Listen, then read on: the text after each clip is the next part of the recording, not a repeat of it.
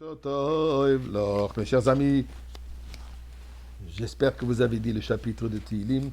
Je viens de dire le chapitre 122. Dites-le aussi, disons-le ensemble. Donnons la tzedaka ensemble. Barcheinu avinu kulanu ke'echad.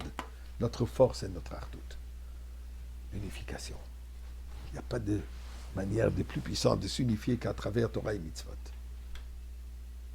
Et ceci nous amènera à finalement voir le Beth Amikdash, à voir la Goula, pas seulement entendre que la Goula arrive, pas seulement entendre que la Goula est arrivée, mais on le verra. Comme le nom de la paracha de cette semaine, Vaera. De quoi s'agit-il? Eh bien, la semaine dernière, nous avons étudié dans la paracha de Shemot, Dieu a choisi Moshe Rabbeinu pour qu'il devienne son émissaire et pour qu'il devienne le Mashiach, le délivreur, le Goël, celui qui va délivrer Am Israël, le peuple juif d'Égypte. Moshe Rabbeinu d'abord, il craint. Moshe Rabbeinu d'abord, il a des réticences. Mais finalement, Dieu le force d'y aller et il est parti. Malgré le fait qu'il avait des doutes, est-ce qu'ils vont lui faire confiance? Est-ce qu'ils vont le croire? Il s'avère qu'ils n'ont pas demandé des preuves. Am Israël n'a rien demandé. Au contraire, tu es venu nous annoncer une bonne nouvelle. Finalement, on est content, on est heureux, on est prêt à quitter. Qu'est-ce qui se passe après cette bonne nouvelle? Où maintenant, Am Israël est plein d'espoir qu'on va finalement être délivré de cet exil. La situation s'empire. Pharaon non seulement ne le laisse pas quitter, mais jusqu'à présent, il leur a donné la matière crue pour la construction, et là maintenant, ils vont devoir eux-mêmes chercher la paille et tout ce qui est nécessaire pour construire, sans diminuer le quota qu'ils doivent remplir tous les jours. La situation s'est aggravée. Et ils voient Moshe Rabbeinu voit que la souffrance, elle est encore pire qu'elle était avant. Là, Moshe Rabbeinu se tourne vers Dieu et prononce des paroles très sévères. Lama hari ota lamazeh. Lamazeh le shlachtani. Pourquoi est-ce que tu as rendu la situation encore pire qu'elle était? Et pourquoi tu m'as envoyé dans cette mission? Tu m'as envoyé pour une mission de délivrance, pas pour une mission de souffrance. Dieu lui répond là-dessus, je suis déçu que tu me poses la question. Avram Avinu, Yitzhak, Yaakov, Vaera el Avraham, el Yitzhak vel Yaakov, je me suis dévoilé à Avram et Yitzhak seulement par le nom de Shin Daled Yud. Toi, je me suis dévoilé par un autre nom. Comment ça se fait que tu me poses la question? C'est quoi ce dialogue? Moshe Rabbeinu, il crie vers Dieu. Mon peuple souffre.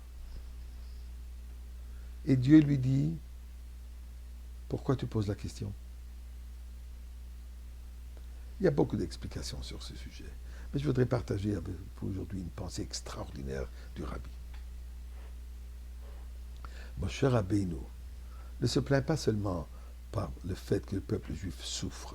Bien sûr qu'il se plaint pour cela. Le tzaddik de la génération souffre nos souffrances. Mais Moshe Rabbeinu va beaucoup plus loin. Il dit, je suis arrivé en Égypte, ils m'ont fait confiance totale.